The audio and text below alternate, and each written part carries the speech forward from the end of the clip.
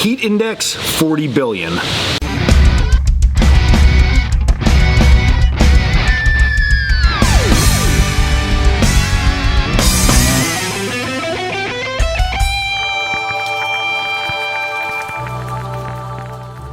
What's up guys, Dan here, Coalcracker, Bushcraft. So maybe it's not 40 billion, but it is hot and humid here in Pennsylvania. I know it's not comparable to all you bushcrafters down south, but it is hot here. It is in the 90s, humidity is through the roof, and I am taking a little break in the shade here, prepping for the kids class this weekend. Super excited about it. And it got me thinking, one thing that we're gonna be going over during the kids course is about safety in hot weather, because it is very hot. It's going to be hot this weekend, and I think it's a very important thing because number one, you can get seriously in trouble if you get way overheated, and number two, I know that because over the last 10 years of training, the vast, I'm going to say 99% of people who leave trainings or can't go on are heat-related injuries, either dehydration, heat exhaustion, or heat stroke. I've seen them all, and it's something you got to keep an eye on. So today we're going to go over 3 hot tips, because you know I love hot tips. So in no particular order, number 1 is going to be utilize shade. So in the hot summer months, it might be difficult if you're out in an open area to escape shade, but generally when you're camping and recreating outside, or if you're hiking areas, okay, you're going to hit spots of open area where the sun's beating down on you, and then you'll be back in the forest. And generally when you're in a forest, it's going to provide shade. So in hot weather, that's one thing that we want to try to do, is we want to try to stay deeper in the woods. That's going to help protect us from that sun. And generally if you walk out in an open field and then you go into a wooded area, you could tell that difference right away from that sun not beating on you. Now if you're in a wooded area and it's very sparse, the treetops aren't real thick and the canopy's not thick, what do? Well, utilize your shelter throughout the day to help block that sun. Take breaks while you're working around camp.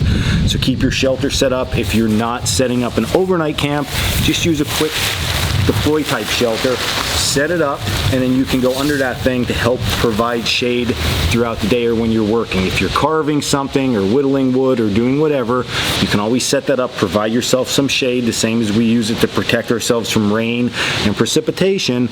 We can use that also to protect us and make that microclimate for ourselves of shade. All right, number 2 is to stay hydrated. You are going to lose a lot of fluids from heat. Even if you're not doing much, just sitting around, you are gonna lose a ton. You lose a ton in the winter time too. We see it all the time at classes, but summer is even worse. So you need to be drinking a lot of fluids. Now, that presents one little problem which feeds into number 3, and that is heat, right? Generally, we're gonna drink our fluids, and if we are not packing a lot of water in, which can be a super big hassle, okay, you ever carry a ton of water into camp, it's like a lot of weight. So how are we going to get clean water? Well, normally we always say boil. So in the summertime, probably a last resort. So use some type of filtering system for water. I have a Grail here that the filter is built in. You scoop the water and then you press this like a coffee press and out comes the clean water. So very easy and convenient, but there's a ton of different ones on the market. Being able to carry something like this in the summer months helps purify and disinfect your water nice and quickly, and then you are on your way. You could just keep chugging this stuff down and you get a lot of fluid in you and you'll be good to go.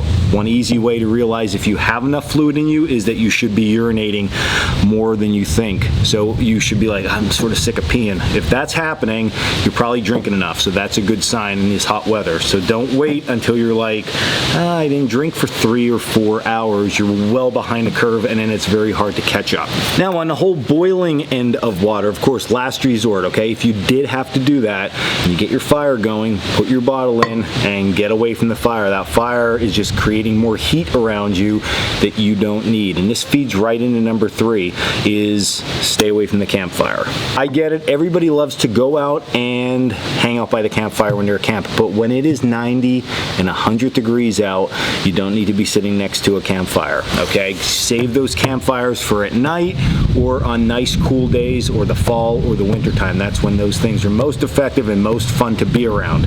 So the alternative to that during the daytime, number 1 is that you carry some type of small stove with you. Now this isn't a small stove, but it's a little gas stove. If you're going to be doing stuff that you need to heat up concoctions, maybe you're making like glue, or you're going to be making a project that you need to heat things, you could take a small stove like this. If you're just thinking about like water purification, you think I'm not carrying a filter or anything like that, something like this small, this thing is a little foldable, it's a stove from Esbit, okay? You put little fuel tabs on it, right? Real nice and little, and then you literally just put your water bottle on and just let it go. It's gonna take a lot longer than something like this to make it boil, or a campfire, but it will still get the job done, all right? So you can carry something little like this and it's not gonna create a lot of heat for yourself.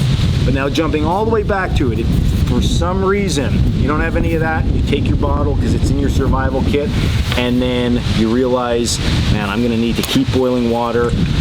When you put your bottle in the fire, just get away from the fire. You don't have to sit there over the fire and sweat to death and lose way more fluids.